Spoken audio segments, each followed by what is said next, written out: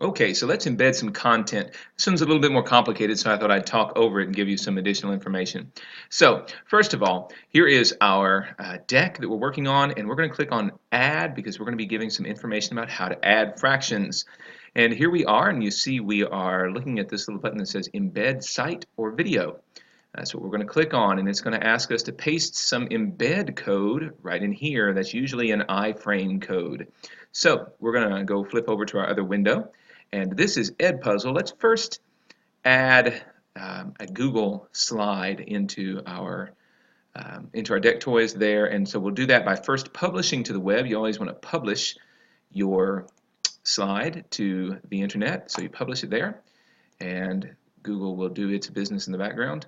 And you're going to copy this link, Control C, and switch back over to my embed link, and I'll paste that right in there. And when I click OK, you'll notice it slides right in there. So there is my slide. Interesting thing to notice is that you can actually edit this slide, and when you edit it in Google, you'll actually reflect those edits when you go back and press refresh in Deck.Toys. All right, so let's go ahead and try something a little bit more complicated. One of the really cool combos that I like to use when doing my flipped classroom is using Edpuzzle and Google and Deck.Toys. So let's share a Edpuzzle video. Let's go to my content here, and inside my content is my unit on fractions. So I'm going to go down and find the lesson on adding and subtracting fractions right there. I'll click on it.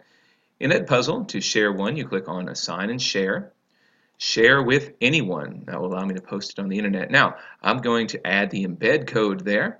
Notice it starts with the iframe. I'll copy that, and then I'll come back over here, and I'm going to add another frame, another slide into my slideshow. I'll click Embed Site Video. Click Control V there and paste that in. Choose OK, and let's see what happens. There it is, and it's got the nice player and everything. And let's preview it really quickly, and I'll show you what that looks like. So you'll see that your students, when they pull this embedded content up, they have the video player, and you can click on that, start and do whatever you like. That's it.